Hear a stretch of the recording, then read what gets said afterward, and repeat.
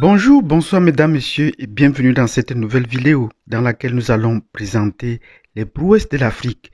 Une Afrique qui se réveille et qui s'éveille de plus en plus, oui.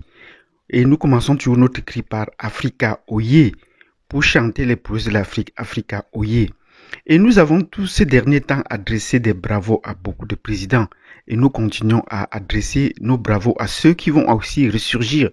Parce que nous allons allonger la liste. La liste s'allonge. Pas que nous allons allonger la liste s'allonge. Et le dernier en date, c'était le président Patrice Talon du Bénin.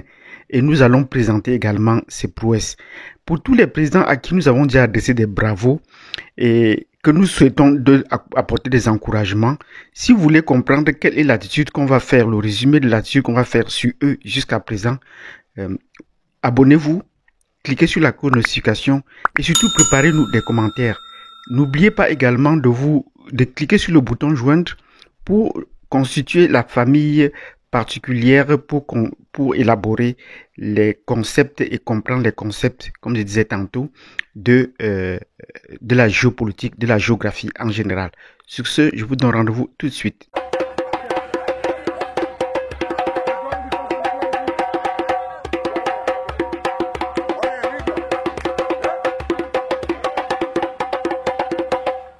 Bienvenue dans cette vidéo où nous avons pendant plusieurs mois et que nous allons continuer à le faire, à présenter une Afrique positive, dire ce qu'il y a de positif en Afrique, parce qu'on met toujours cela de côté. Et pour le faire, nous avons adressé des félicitations à certains présidents francophones. Oui, il faut que nous le précisions, à des présidents francophones.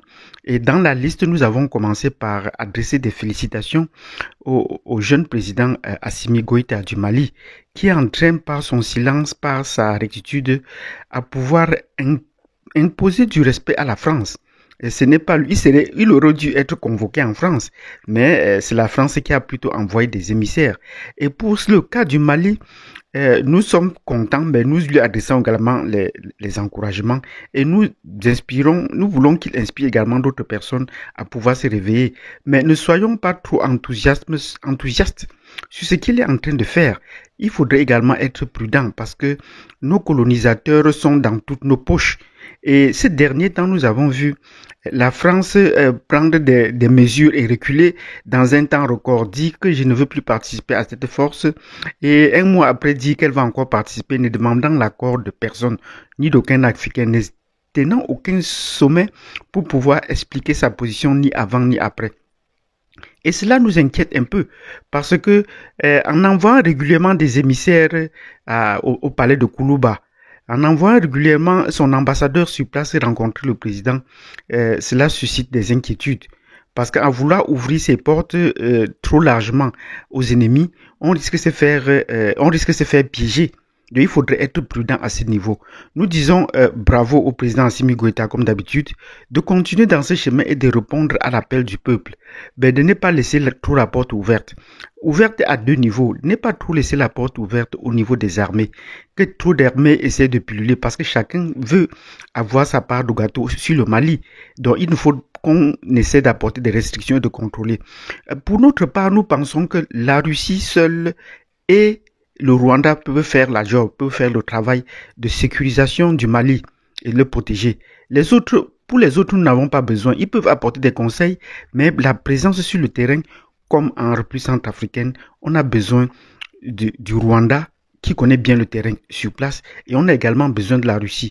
N'oubliez pas que le Mali est un pays situé dans la zone désertique et que pour cela, les armées africaines peuvent être mieux préparées pour faire ce travail que ceux qui viennent de l'étranger parce que les conditions climatiques sont extrêmement rudes pour eux.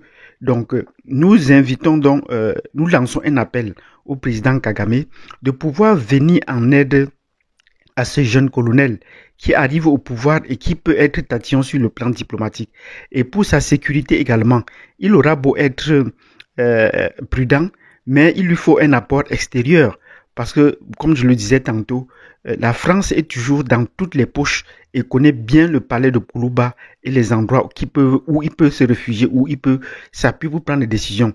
Donc nous prions ou nous invitons le président Kagame à porter son aide à ce au jeune colonel Assimi Goïta. Oui, et la Russie également, sur ce plan-là, doit également se dépêcher, parce que nous souhaitons que la Russie essaie d'activer rapidement la coopération et passe directement à l'action. Parce que le temps d'attendre ou de négocier, beaucoup d'eau peuvent couler sur le pont et cela peut nous porter préjudice plus tard et on n'aura plus que nos yeux pour pleurer.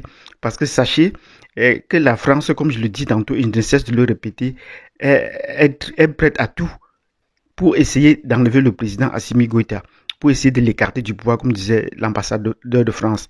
S'ils ont des positions aussi tranchées, par conséquent, il faut donc éviter de les recevoir. Prendre des distances à la France pour leur donner le temps de réfléchir parce qu'ils sont toujours en train de chercher des astuces pour nous piéger. Donc, si vous comprenez bien ce que nous sommes en train de dire, nous soutenons le président Assimi Goïta, nous lui disons bravo, nous lui adressons nos encouragements et nous adressons également les félicitations. Nous lui disons des félicitations, mais pour cela, il ne faut pas rester trop enthousiaste. Nous appelons également le président Kagame à venir en aide ou au soutien à ce président. Si vous avez d'autres astuces, n'hésitez pas à nous partager cela dans les commentaires. Nous avons également invité la Russie à se dépêcher à venir au soutien de ce pays pour le devenir de l'Afrique. Qu'ils font exactement ce qu'ils ont fait, qu'ils sont en train de faire en République centrafricaine, parce qu'ils ont également la volonté et les moyens de nous aider. Donc, si vous avez aimé cette vidéo, abonnez-vous, cliquez sur la cloche de notification et n'hésitez pas à vous appuyer sur la touche joindre pour contribuer au renforcement et au développement de cette plateforme. Sur ce, je vous dis merci et à la prochaine vidéo.